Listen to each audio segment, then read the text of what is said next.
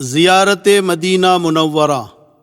الحمدللہ حج اور عمرے پر تفصیل سے بیان ہو چکا، اب آپ کے سامنے زیارت مدینہ منورہ کے آداب پیش کیے جاتے ہیں، آپ توجہ کے ساتھ سنیں۔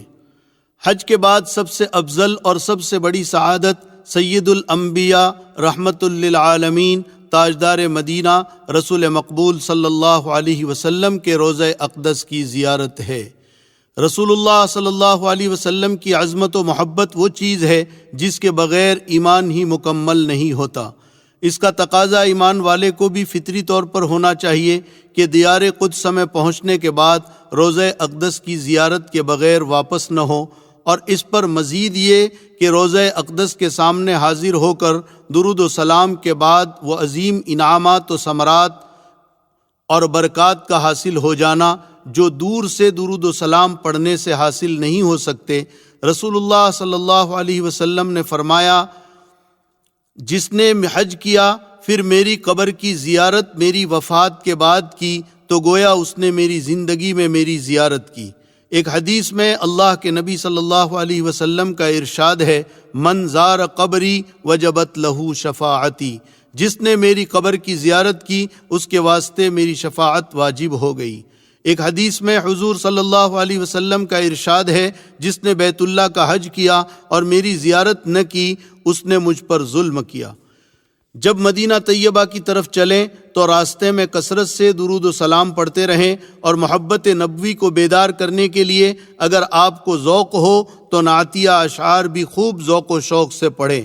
بسیں اور گاڑیاں چند گھنٹوں میں آپ کو مدینہ منورہ پہنچا دے گی، آپ کو راستے میں کہیں غسل کرنے یا لباس بدلنے کا موقع نہیں ملے گا، اس لیے مناسب ہے کہ آپ مدینہ منورہ روانگی سے پہلے غسل کر لیں اور مدینہ طیبہ کی حاضری کی نیت سے اچھے کپڑے بدل لیں، خوشبو لگائیں، راستے میں خوب ذوق و شوق کے ساتھ درود و سلام پڑھتے رہیں۔ حرمین شریفین کے قیام میں خاص کر مدینہ منورہ میں 5 چیزوں کا خوب اہتمام کریں تاکہ یہ چیزیں ہمیشہ کے لیے آپ کی عادت بن جائیں۔ نمبر 1 گناہوں سے بچنا، نمبر 2 درود شریف کی کثرت، نمبر 3 اتباع سنت، نمبر 4 قرآن کی تلاوت، نمبر 5 اور دین کی دعوت۔ مدینہ طیبہ میں داخلہ۔ جب مدینہ طیبہ کی عمارتیں اور درخت نظر آنے لگے تو ذوق و شوق کو بیدار کر کے خوب درود شریف پڑھیں، خشوع خضوع اور تواضع کی کیفیت پیدا کریں۔ جب مدینہ منورہ سے قریب ہونے لگے تو اللہ تعالیٰ سے دعا کریں، اے اللہ یہ تیرے حبیب کا شہر ہے اور تیرے حبیب نے تیرے حکم سے اس کو حرم قرار دیا ہے، اس میں میرے داخلے اور میری حاضری کو ہر قسم کے عذاب سے امان کا ذریعہ بنا، اور مدینے میں داخلے کے وقت اللہ کی طرف متوجہ ہو کر خشوع خضوع کے ساتھ یہ دعا پڑھے، بسم اللہ لا حول ولا قوة الا باللہ رب ادخلنی مدخل صدق واخرجنی مخرج صدق واجعل لی من لدنک سلطانا نصیرا۔ اے پروردگار مجھے صحیح طور پر داخل کریں اور صحیح طور پر نکالیں اور اپنی طرف سے میرے لیے مددگار بنا دیں۔ پھر چلتے چلتے یہ دعا کریں، اے اللہ جس کرم سے تو نے مجھے یہ دن دکھایا ہے کہ میں تیرے حبیب کے محبوب شہر میں داخل ہو رہا ہوں، اسی کرم سے تو مجھے یہاں کی خاص برکتیں عطا فرما اور ان تمام باتوں سے میری حفاظت فرما جو ان برکتوں سے محرومی کا ذریعہ ہو۔ مسجد نبوی میں حاضری۔ مدینہ منورہ میں بھی بسیں آپ کو آپ کی بلڈنگ تک پہنچا دے گی۔ سامان ترتیب سے رکھ کر ضروریات سے فارغ ہو جائیں اور وضو یا غسل کر کے کپڑے بدل کر سب سے پہلے مسجد نبوی میں حاضر ہوں۔ یہاں بھی یہ بات دھیان میں رکھیں کہ اگر آپ پر تھکان زیادہ ہو تو آرام کر کے حشاش بشاش ہو کر پھر مسجد نبوی میں حاضر ہوں۔ مسجد میں جب داخل ہوں تو داہنے پیر سے داخل ہوتے ہوئے یہ دعا پڑھیں، بسم اللہ والصلاة والسلام علی رسول اللہ اللہم اغفر لی ذنوبی وافتح لی ابواب رحمتک نویت سنت الاعتکاف۔ سب سے پہلے مسجد کے اس حصے میں جائیں جو روضہ اقدس اور منبر شریف کے درمیان ہے، جس کے متعلق حضور صلی اللہ علیہ وسلم نے ارشاد فرمایا، ما بین بیتی و منبری روضۃ من ریاض الجنہ، میرے گھر اور میرے منبر کے درمیان کا حصہ جنت کی کیاریوں میں سے ایک کیاری ہے، جنت کا باغ ہے۔ ریاض الجنہ کی پہچان کے لیے یہاں سفید قالین بچھا ہوا ہے، یہاں پہنچ کر سب سے پہلے 2 رکعت نماز تحیۃ المسجد ادا کریں، اس کے بعد اللہ تعالیٰ کا بہت زیادہ شکر ادا کریں۔ آپ بہت عظمت والی جگہ پہنچے ہیں، جتنا شکر ادا کرے کم ہے۔ علماء نے لکھا ہے اس موقع پر سجدہ شکر بھی ادا کر لیں، پھر اللہ تعالیٰ سے خوب دعا کریں۔ اگر ریاض الجنہ میں بھیڑ زیادہ ہو تو پوری مسجد میں کہیں بھی یہ نماز ادا کر سکتے ہیں۔ مسجد نبوی کے ستون اور ریاض الجنہ۔ ریاض الجنہ میں سفید سنگ مرمر کے 7 اہم ستون ہیں جن کو استوانہ کہا جاتا ہے۔ یہ قبولیت دعا کی خاص جگہ ہیں۔ پہلا ستون محراب سے متصل ہے جس کو استوانہ حنانہ یا مخلقہ کہتے ہیں۔ اس ستون سے سہارا لے کر رسول اللہ صلی اللہ علیہ وسلم خطبہ دیا کرتے تھے۔ دوسرا ستون محراب کی بائیں جانب ہے جس کو استوانہ عائشہ کہا جاتا ہے۔ اس جگہ کے بارے میں حضور اکرم صلی اللہ علیہ وسلم کا ارشاد ہے، اگر میں اس کی فضیلت لوگوں کو بتا دوں تو لوگ یہاں نماز پڑھنے کے لیے قرآ اندازی کرنے لگیں گے۔ اس جگہ کی نشاندہی حضرت عائشہ رضی اللہ تعالیٰ عنہا نے کی تھی، اس لیے اس کو استوانہ عائشہ کہتے ہیں۔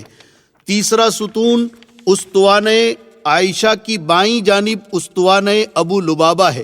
اس جگہ حضرت ابو لبابہ رضی اللہ تعالیٰ عنہ نے ایک غلطی کی وجہ سے خود کو ستون سے باندھ لیا تھا، پھر ان کے توبہ قبول ہونے پر حضور اکرم صلی اللہ علیہ وسلم نے آ کر آپ نے خود کھولا تھا اور فرمایا تھا اب قیامت تک کوئی بھی آدمی اس ستون کے پاس آ کر کھڑے ہو کر توبہ کرے گا یا صلاۃ التوبہ پڑھے گا تو اللہ تعالیٰ ابو لبابہ کی توبہ کی برکت سے اس کی توبہ بھی قبول فرما لیں گے۔ روضہ اقدس کی جالی میں 3 ستون ہیں۔ ہر ستون کا آدھا حصہ جالی کے باہر ریاض الجنہ میں اور آدھا حصہ جالی کے اندر ہے۔ ان تمام ستونوں پر نام بھی لکھے ہوئے ہیں۔ پہلا ستون استوانہ سریر ہے، یہاں اعتکاف کی حالت میں آپ صلی اللہ علیہ وسلم کی چارپائی رہتی تھی۔ اس کے قریب دوسرا ستون استوانہ حرس ہے، یہاں صحابہ کرام رضوان اللہ علیہم اجمعین شروع زمانے میں رات کو آپ کے حجرہ مقدسہ کا پہرا دیا کرتے تھے۔ اس کے قریب ہی تیسرا ستون استوانہ وفود ہے، یہاں پر آپ صلی اللہ علیہ وسلم باہر سے آنے والے لوگوں کے ساتھ بات چیت کرتے، معاہدہ کرتے اور دین سکھایا کرتے تھے۔ اسی میں ایک ستون اور ہے جس کو استوانہ جبریل کہتے ہیں، یہیں پر عموماً نبی کریم صلی اللہ علیہ وسلم کی حضرت جبرائیل علیہ السلام سے ملاقات ہوتی تھی۔ یہ 7 ستون اور ریاض الجنہ کا پورا حصہ قبولیت دعا کے لیے خاص جگہ ہیں۔ یہاں نماز ادا کرنا زیادہ ثواب کا باعث ہے، لہٰذا جب موقع ملے، جتنا موقع ملے، آپ ریاض الجنہ کے اندر کے حصے میں نماز ادا کریں۔ روزہ اطہر پر درود و سلام۔ تحیۃ المسجد اور دعا سے فارغ ہو کر پورے ادب اور ہوش کے ساتھ روزہ اقدس پر آئیں اور یہ سمجھے کہ میں خدمت اقدس میں حاضر ہوں اور حضور اقدس صلی اللہ علیہ وسلم میری بات بنفس نفیس سن رہے ہیں۔ ہلکی آواز سے سلام عرض کریں۔ روزہ اقدس کی جالی میں پیتل کے 3 حلقے یعنی دائرے بنے ہوئے ہیں۔ ان میں جو بڑا حلقہ دائرہ ہے وہ حضور اقدس صلی اللہ علیہ وسلم کے چہرے انور کے سامنے ہے، اور دوسرے دائرے کے برابر میں حضرت ابوبکر صدیق رضی اللہ تعالیٰ عنہ ہے، اور تیسرے حلقے کے برابر میں حضرت عمر فاروق رضی اللہ تعالیٰ عنہ ہے۔ ان حلقوں کے سامنے کھڑے ہو کر سلام پیش کرنا ہے، تینوں الگ الگ دروازوں کے سامنے کھڑے ہو کر نہیں بلکہ ان حلقوں اور دائروں کے سامنے۔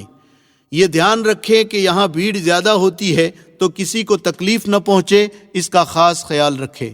نہایت ادب کے ساتھ، تواضع کے ساتھ، نگاہ جھکاتے ہوئے مختصر طور پر یوں سلام عرض کرے: الصلاۃ والسلام علیک یا رسول اللہ، الصلاۃ والسلام علیک یا حبیب اللہ، الصلاۃ والسلام علیک یا خیر خلق اللہ، الصلاۃ والسلام علیک یا سید ولد آدم۔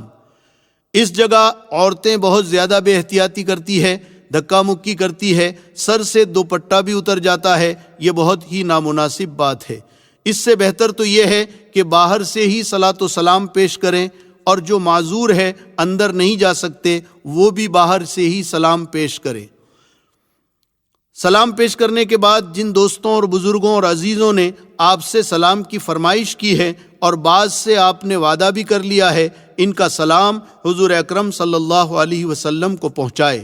نام یاد ہو تو نام لے کر یا سب کی طرف سے یوں کہیں کہ یا رسول اللہ پر اور آپ کی رسالت پر ایمان رکھنے والے اور آپ کا نام لینے والے چند بزرگوں اور عزیزوں نے آپ کو سلام پیش کیا ہے، آپ ان کا سلام قبول فرمائیں۔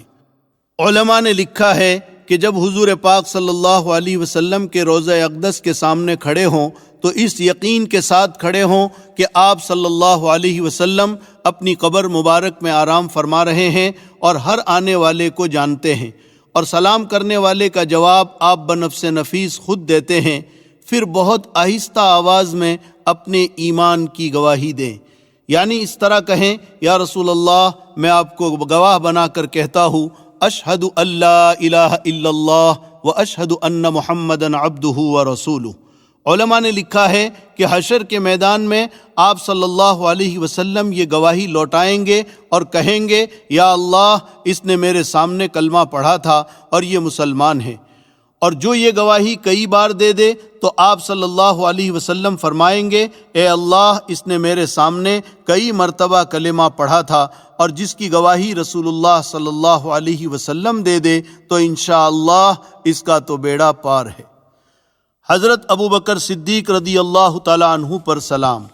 حضور اکرم صلی اللہ علیہ وسلم پر صلاۃ و سلام سے فارغ ہو کر ایک ہاتھ کے برابر دائیں طرف آگے بڑھ کر دوسرے حلقے کے پاس آ جائیں اور حضرت ابوبکر صدیق رضی اللہ تعالیٰ عنہ کو اس طرح سلام پیش کریں: السلام علیک یا خلیفۃ رسول اللہ وثانیہ فی الغار ورفیقہ فی الاسفار وامینہ علی الاسرار ابا بکر الصدیق رضی اللہ تعالی عنہ جزاک اللہ عن امت محمد خیرا۔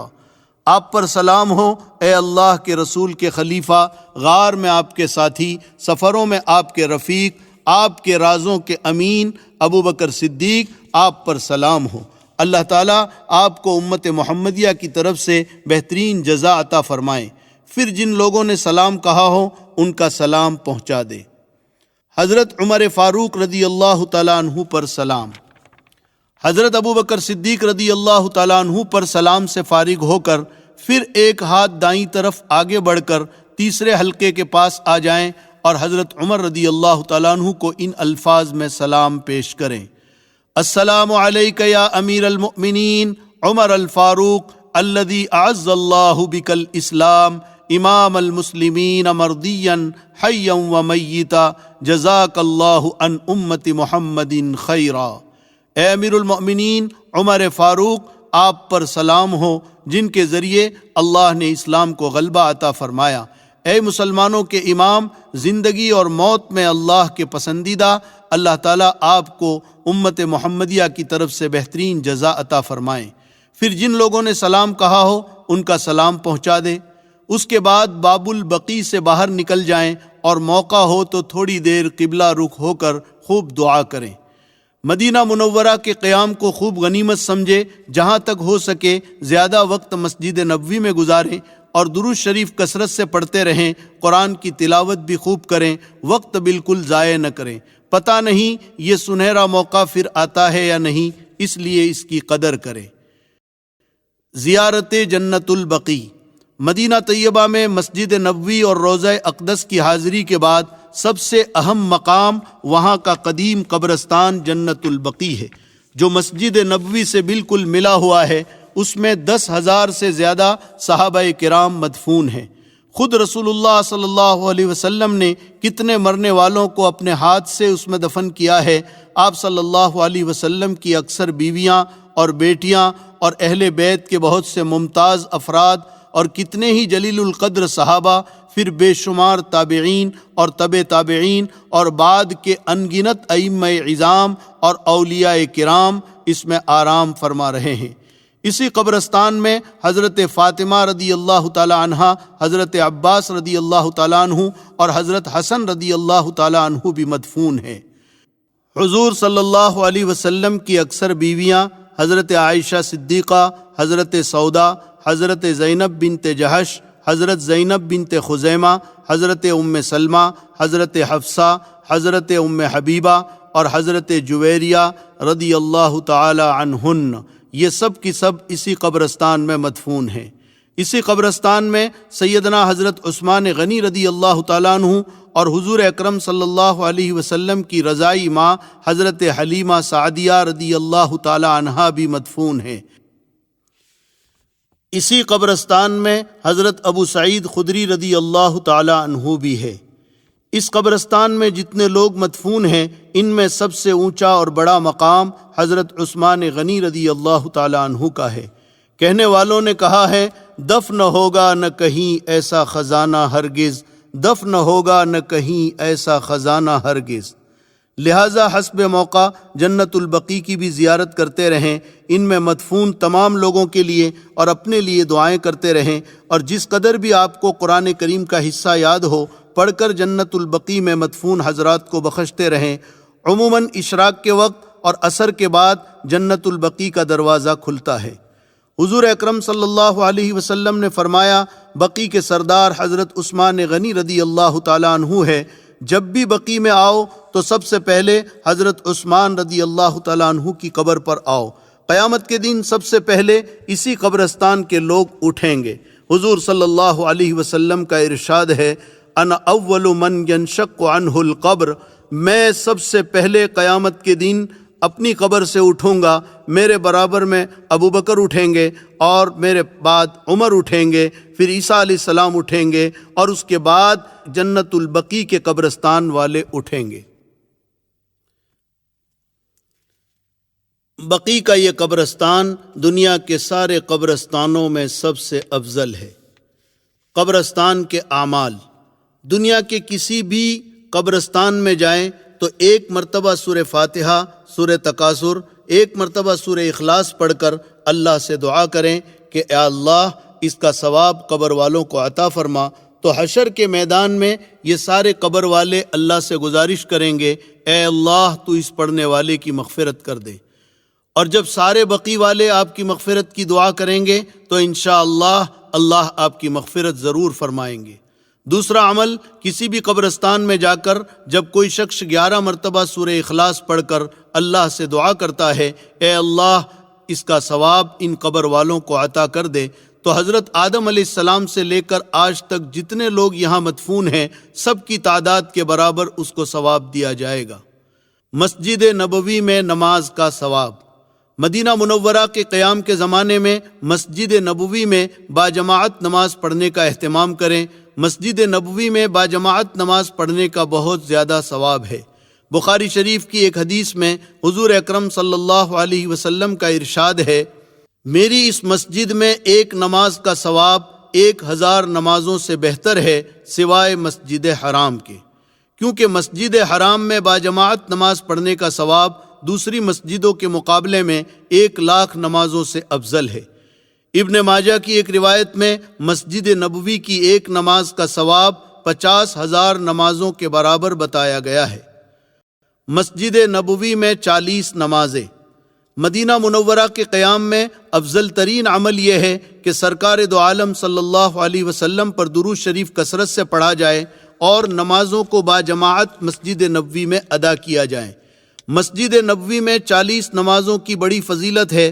حضرت انس رضی اللہ تعالیٰ عنہ سے روایت ہے کہ رسول اللہ صلی اللہ علیہ وسلم نے ارشاد فرمایا، من صلی 40 صلاۃ فی مسجدی ھذا، جس نے میری اس مسجد میں 40 نمازیں پڑھی، ان میں سے ایک بھی نماز فوت نہ ہوئی یعنی چھٹی نہ ہو، تو اس کے لیے اللہ کی طرف سے 3 قسم کی براءت کا اعلان ہے۔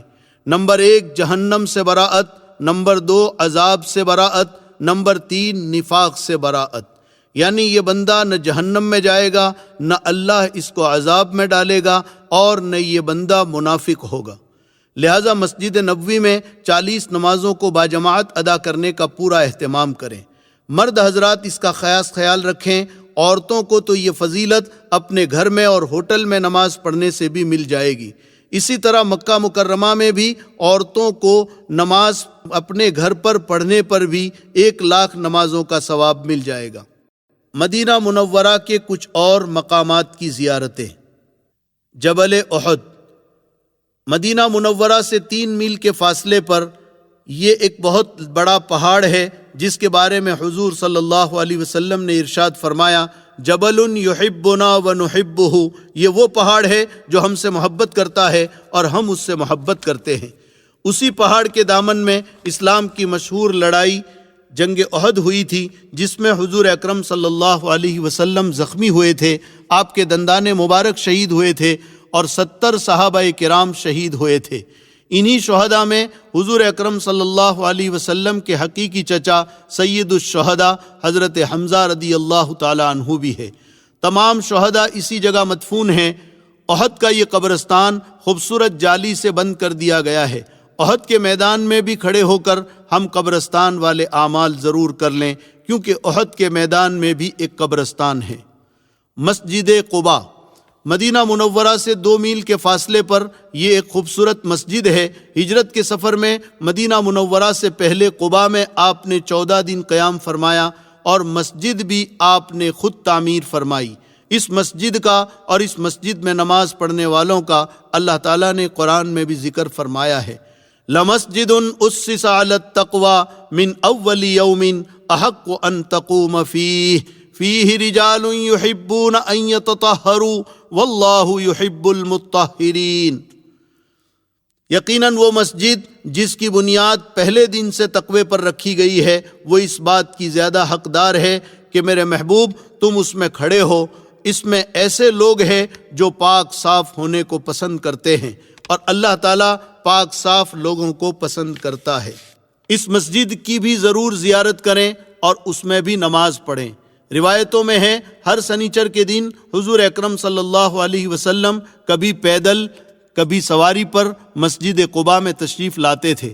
ایک روایت میں ہے صلاۃ فی مسجد قباء کعمرۃ، مسجد قباء میں 2 رکعت نماز کا ثواب عمرے کے برابر ہے، لہٰذا یہاں بھی حاضری دے اور نماز پڑھ کر یہ شرف حاصل کریں۔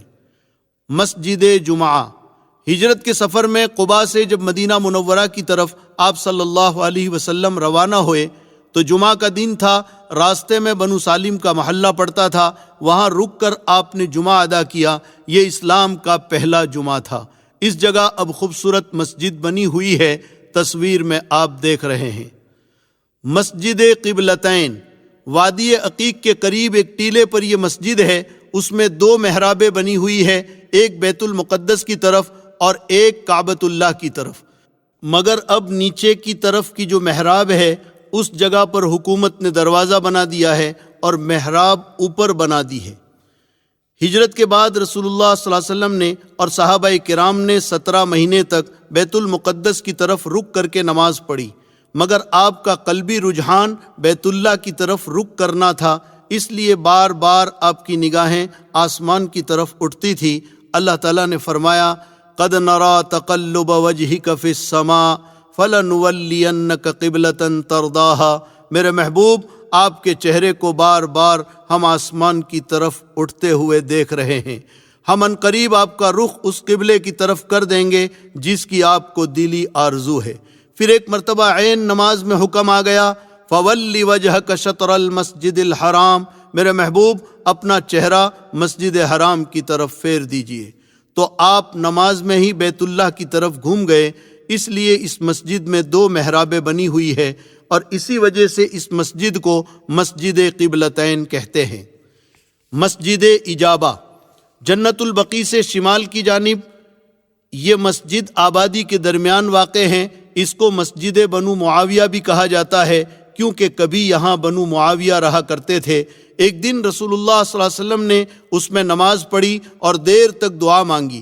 اس کے بعد فرمایا میں نے اپنے رب سے 3 دعائیں مانگی، ایک یہ کہ میری امت قحط سالی سے ہلاک نہ ہو، دوسری یہ کہ میری امت اجتماعی طور پر غرق نہ ہو، یہ 2 دعائیں قبول ہوئی، تیسری یہ کہ ان کے آپس میں اختلافات اور لڑائی جھگڑے نہ ہو، یہ دعا قبول نہیں ہوئی۔ مدینہ منورہ سے واپسی مدینہ منورہ کا قیام جب پورا ہو جائے اور واپسی کا وقت آ جائے تو یقیناً وہ وقت ایک ایمان والے کے لیے ایک سانحے سے کم نہ ہوگا۔ اس دن آپ خاص اہتمام سے رخصتی ہی کے لیے روضہ اقدس پر حاضر ہو، پہلے 2 رکعت نماز ریاض الجنہ میں پڑھ کر خوب دعا کریں۔ اپنی دعاؤں میں یہ ضرور کہیں، اے اللہ تیرے محبوب رسول صلی اللہ علیہ وسلم اور ان کی اس مسجد اور ان کے اس شہر اور شہر والوں کے حقوق و آداب کی ادائیگی میں جو کوتاہیاں مجھ سے ہوئی ان کو اپنے خاص کرم سے معاف فرما، اور میری یہ حاضری آخری حاضری نہ ہو، اس کے بعد بھی یہاں کی حاضری کی توفیق عطا فرما۔ قیامت کے دن اپنے رسول کی شفاعت اور آپ کا قرب نصیب فرما۔ پھر روضہ اقدس پر حاضر ہو کر صلاۃ و سلام پیش کرے، یہ آپ کا آخری صلاۃ و سلام ہے۔ یہاں بھی شاید کوئی حاجی بغیر روئے ہوئے سلام پیش کر سکتا ہو، اس لیے کہ پتہ نہیں اب یہاں حاضری کا دوبارہ موقع ملتا ہے کہ نہیں۔ اور آنسو کا نکلنا یہ قبولیت کی علامت ہے۔ اگر رونا نہ آئے تو رونے والوں کی سی صورت بنائیں، اور چلتے وقت اگر ہو سکے تو کچھ صدقہ کریں۔ واپسی میں سفر کے آداب کی رعایت کے ساتھ واپس ہوں۔ اٹھ کے ثاقب گو چلا آیا ہوں اس کی بزم سے، اٹھ کے ثاقب گو چلا آیا ہوں اس کی بزم سے، دل کی تسکین کا مگر ساما اسی محفل میں ہے۔ حجاج کرام سے آخری گزارش۔ اب الحمدللہ عمرہ، حج اور مدینہ منورہ کی زیارت پر بیان مکمل ہوا۔ عزیز و بزرگوں، آپ حضرات اپنے سفر میں معتبر علماء کرام کی کچھ کتابیں بھی ضرور رکھیں تاکہ دوران سفر آپ فائدہ اٹھا سکیں۔ اگر کوئی مسئلہ حج، عمرہ یا زیارت کے دوران پیش آ جائے تو علماء کرام سے ضرور پوچھیں۔ اگر وہاں کوئی نہ ملے تو اپنے یہاں کے 1-2 علماء کرام کے فون نمبر بھی ضرور اپنے پاس رکھیں تاکہ ضرورت کے وقت رابطہ کر سکیں۔ ہر ایک سے آپ مسئلے مسائل نہ پوچھیں، اس لیے کہ آج کل سارے لوگ مسائل بتانا شروع کر دیتے ہیں۔ اس طرح ہر ایک سے مسائل پوچھ کر آپ اپنا حج خراب نہ کریں۔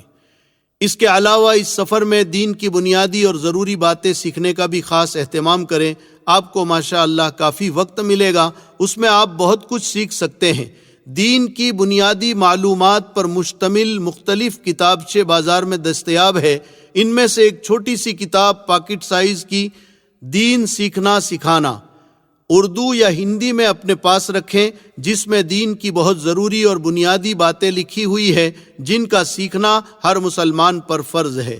اس سفر میں اپنی زندگی کو بدلنے کا پکا عزم بھی کر لیں اور اللہ تعالیٰ سے اس کی دعا بھی کریں۔ ہر کام کو سنت کے مطابق کرنے کی عادت ڈالیں اور کوشش کریں کہ آپ کا یہ حج مبرور ہو جائے۔ حدیث شریف میں ہے، الحج المبرور لیس لہ جزاء الا الجنہ، حج مبرور کا بدلہ سوائے جنت کے کچھ نہیں۔ حج مبرور کس کو کہتے ہیں؟ اس کی تشریح میں علماء کے بہت سارے اقوال ہے۔ ان میں ایک قول حضرت حسن بصری رحمۃ اللہ علیہ کا بھی ہے۔ وہ فرماتے ہیں حج مبرور اس حج کو کہتے ہیں جس حج کے بعد حاجی کی زندگی میں تبدیلی آ جائے، زندگی نیک اور صالح اعمال میں گزرنے لگے، یہ علامت ہے حج مبرور کی۔ اور دوسری علامت یہ ہے کہ حاجی حج کو اچھی طرح سیکھ کر کرے، سنت اور مستحب کی رعایت کے ساتھ کرے۔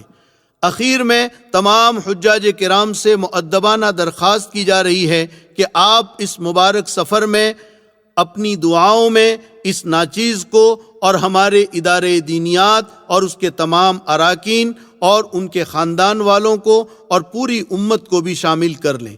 اللہ تعالیٰ آپ کے اس سفر کو آسان فرمائے اور قبول فرمائے اور ہماری اس چھوٹی سی کوشش کو قبول فرمائے۔ وآخر دعوانا ان الحمد للہ رب العالمین۔